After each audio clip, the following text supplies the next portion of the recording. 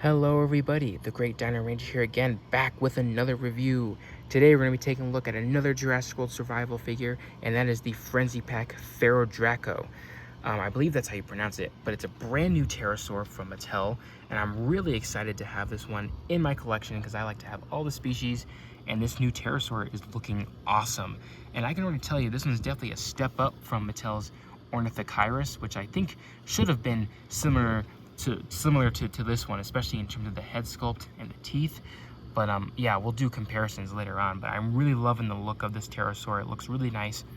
The packaging wise, the packaging is your standard survival packaging for the Frenzy Packs. You got the cool T-Rex logo, the caution tape background, the bright yellow really makes it pop, the survival logo, and the title, the Frenzy Pack Ferrodraco, with a nice little jungle background, which looks really cool. And then on the back, just shows you the others from this wave or this assortment, which we already reviewed the Spectrovenator. I don't have any of the other two. And then facts up information, Ferrodraco, Jurassic World, and other stuff. But yeah, that's pretty much it for the packaging. Let's go ahead and take a closer look at this figure. Alrighty, so here we have the Frenzy Pack Ferrodraco out of the box. And I gotta say, this is one awesome looking pterosaur from Mattel. Mattel did an excellent job with this one. I just love everything about it. I think Mattel did, yeah, just overall a really good job on this pterosaur. Like, this is a really good looking pterosaur. I mean, fairly accurate, I would say, to the real animal, in my opinion. I think Mattel just did everything good with like the sculpt and the proportions, even the size and everything. I think Mattel did a pretty nice job on it. I just love everything, everything about it. So, from what I know, Ferrodraco is obviously a giant pterosaur, but it's one that's kind of related to Ornithochirus, which we'll compare it to later, because it's got like little famous little bumps on its little beak on the top and as well as the bottom. And then, yeah, I believe this one was discovered in Australia, so that is really cool to have an Australian pterosaur part of my collection. So, yeah, just by taking a main look at it, this thing is just awesome. So let's go ahead and take a closer look at the details here, starting off with the head. The head looks awesome. It actually captures the look of this pterosaur very nicely, because obviously this pterosaur has a head sculpt, but like a head shape very similar to that of Ornithochirus. So I think Mattel knocked it out of the park in terms of the overall appearance of this skull, with the teeth and the shape of the beak and everything. I think Mattel did an excellent job. So you got the nice little ridge on the top part of the little beak right here, and a little bump here at the lower part. I think this one is a bit larger, but it might actually be smaller. I'm not entirely, sure, just by looking at all of the images. But overall, you can definitely tell, what kind of pterosaur it's supposed to be. The little nostrils look nice and sculpted as well. I feel like the nostrils should have been a bit more further back, in my opinion, and not so closer towards the mouth, but I mean, it's not the worst thing in the world. Then the little eyes and the little detail creases around the eye look really nice as well. Same with the underside. Not a whole lot of detail on the beak itself. There's like a little bit of like a smooth texture to it, but I mean, it's nothing terrible. You can see some little lines here as well, but yeah, I mean, the head sculpt looks pretty good. The teeth look amazing on this one. I love the way Mattel did the teeth, how they kind of just like jut out like that, and then they kind of interlock when you close the mouth. So that is really cool. I really do like that a lot. And they actually look pretty nicely pointed, nice and sharp, which is really, really cool that Mattel is able to kind of fix on some of their teeth, and as we get into the more figures they make, because originally they were more kind of rounded out, but I think Mattel is definitely improving with how their teeth look. The inside of the mouth is really nice too. You got a really nice long tongue with a little bit of decent amount of sculpt work on it and texture. Little gum flaps right there, nicely sculpted. The roof of the mouth, not a whole lot going on there, but there's something there. Then moving on to the rest of the head, and then the neck is covered in pycnofibers, which is basically what you call the coating on a pterosaur, because it's not feathers or fur. but something that's kind of mostly strict towards pterosaurs. So it's pycnofibers. So the pycnofibers here on the head look really great, and Mattel did an excellent job with the sculpt work on it, in my opinion. Like, look at all those individual little specks that you get. The Mattel just did amazing. You get a nice little, you know, fluff of pycnofibers here at the top of the head, kind of giving it like a crest, I would say, which is nicely sculpted as well. As you can see, the little individual lines with each little. It looks like feathers, but I'm pretty sure it's just pycnofibers, even though a lot of these actually do look like feathers. Kind of reminds me of like the feathered coating you'd see on some birds today, and a lot of the coating is on the underside of the neck. You got a little bit here on the side of the jaw, which unfortunately is not painted, but you can see it kind of sculpted there, which looks really nice. And then for the rest of the body is covered in pycnofibers. So starting off with the top of the body, you got a nice little group or a clump of larger filaments up here towards the back, which look really good. And I know they're sculpted to look like feathers, but it's not what's supposed to be. So that's really cool. And then it kind of fades into the smaller filaments throughout the rest of the body, which is really nicely done. Mattel did a good job on the sculpt work on that. And then moving on, as we get down to the tail, you can see some more nice sculpt work on the filaments. And the tip of the tail actually has like a good, I lost my train of thought, but I want to say like a clump, but like a little tail fan, I guess, for lack of a better term. But a little clump of feathers, but more like pycnofibers here towards the tip of the tail, which look really nice amount of detail on those as well. It's really cool, and it kind of gives it like a really unique look for this pterosaur, so I really do appreciate that. And then here on the other side, the underside of the body, a lot of great detail in the filaments, which look really nice, and that continues all the way down to the rest of the body. You can see more of those little clump of feather looking filaments towards the tip of the tail. And then we get to the legs. Nice amount of sculpt work on the pycnofibers as well, all over the rest of the leg, and then it kind of ends right after the little kneecap there, where it just kind of stops, and looking very fluffy right there. And then the entire rest of the leg is all just bare skin, which they look really good too. And I wish my phone could focus, but hopefully you guys can see it. But nice amount of detail for what Mattel can get on these tiny little legs, which look really nice. I like the little ridges of kind of large scales here on the back of the foot before we get to the ankle, which is really cool looking. Hopefully you guys can see that. These little nice large ridges of scales. And the feet look nicely sculpted as well. I don't think it's the correct amount of digits, but still they look really good. Nice sharp looking claws and nice little ridges along the toes, which look really great as well. So yeah, Mattel did an excellent job. I mean, you got like a nice little tiny sculpted scales on the rest of the legs to just kind of separate, like this is skin, whereas everything else is just the little filaments. So that is really cool. I like the transition between the filaments and how they stop, and then it just goes into bare skin. So I really do like that.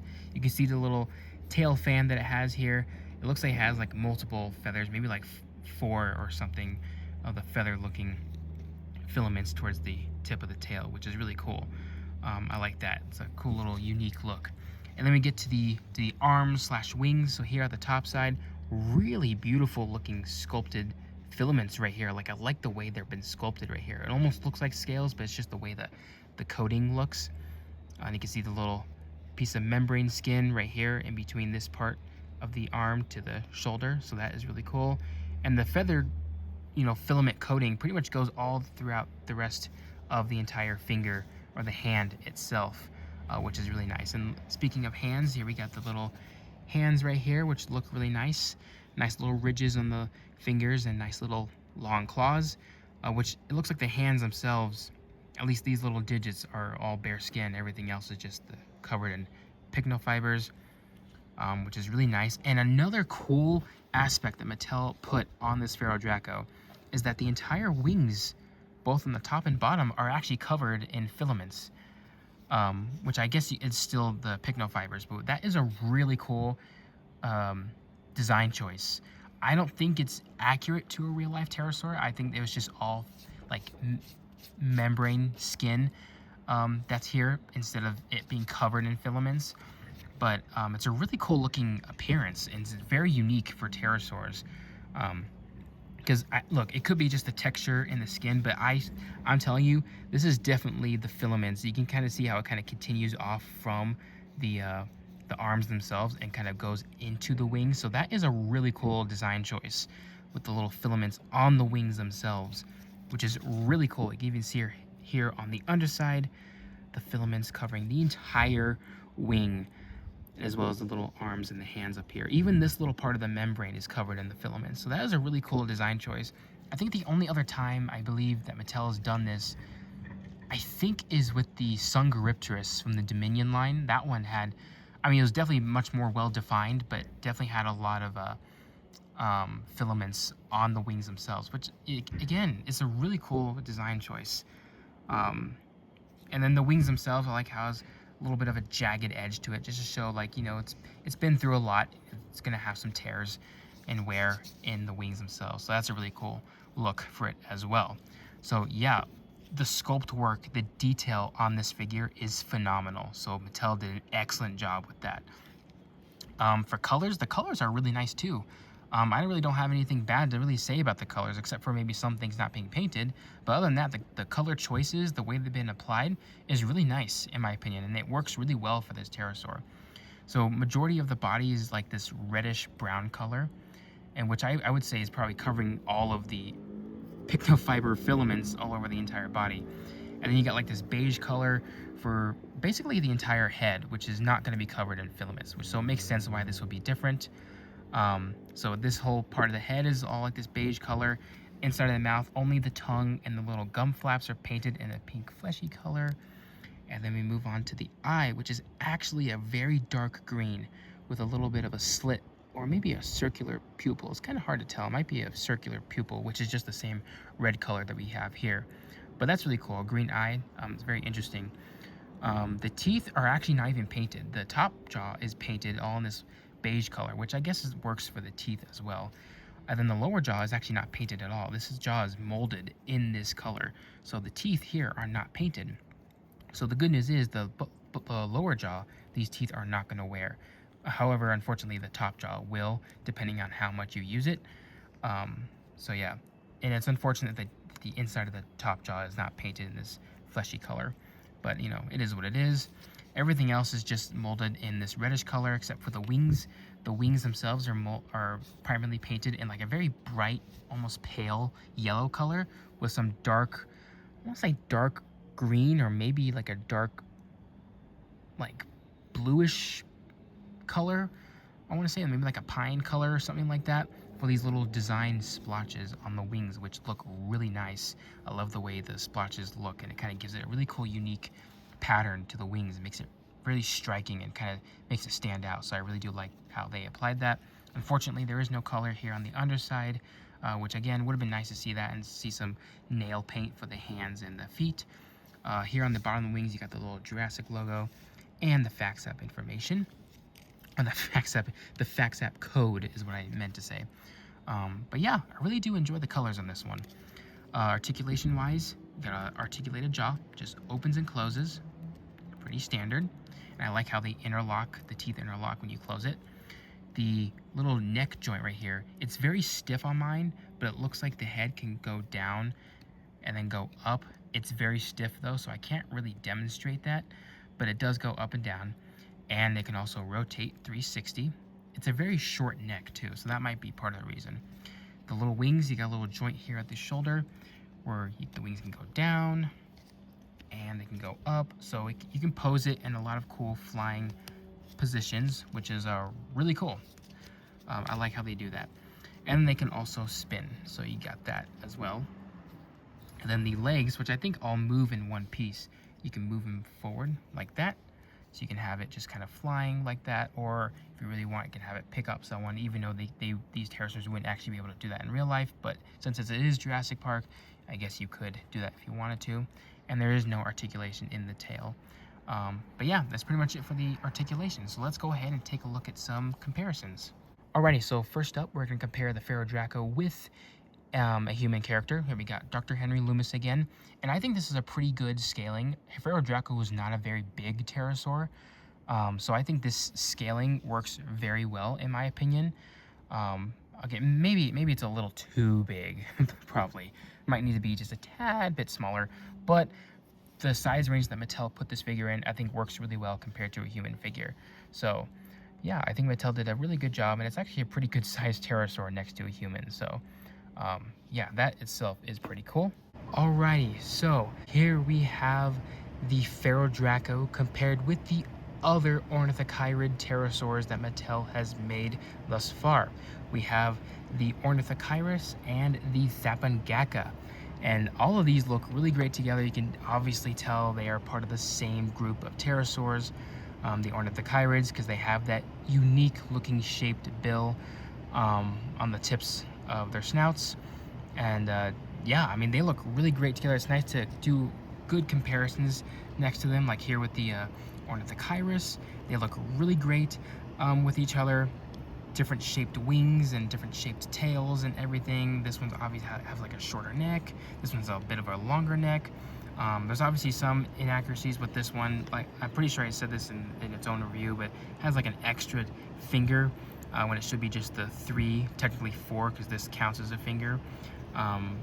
But also another inaccuracy is that Mattel unfortunately did not give the Ornithocheirus any teeth when it should have been just like what they did with the Ferrodraco. It would have been awesome to have an Ornithocheirus with teeth, but who knows? Mattel likes to revisit old species whenever they do new toy lines, so maybe we'll get another Ornithocheirus in the future with good looking teeth, because I would definitely buy that in a heartbeat. But yeah, really cool to kind of compare the different head sculpts here, and then even comparing with the Thapangaka, which is definitely has a lot more odd looking proportions. This one has, and actually these two have a bit more accurate looking proportions, despite this one lacking teeth. At least this one has teeth though. Though I do think the Ferrodraco wins for having the best looking teeth, because these ones are a lot more smaller and sharper, and this one they're a lot more rounded. So but they're not terrible. But I'm glad that they gave it teeth. But you can see just the difference in their skull shape, and then obviously in their bodies. This one has like super ridiculously short, tiny, stubby little hind limbs. But their wings are very interesting too to compare. A very unique, different tail on this one, which is pretty interesting. But yeah, I really do like having to compare different members of family groups with a lot of these. And all 3 of these pterosaurs look really great next to each other. It's nice to compare them. But yeah, I love them all. So that's about to wrap it up for this review, everybody. I hope you guys enjoyed it. I really do enjoy this figure a lot, and even if you are someone who collects all these species or not, I do recommend picking this one up, because this one actually does look really cool. Just overall design and appearance, the sculpt is awesome, and I love the colors, and everything about it is just super cool. It's a really cool looking pterosaur. These pterosaurs in general are very cool. So yeah, that's pretty much all I have to say about this one. I enjoy it. So yeah, hope you guys enjoyed this review. Like, comment, subscribe, and I'll see you guys again for the next video.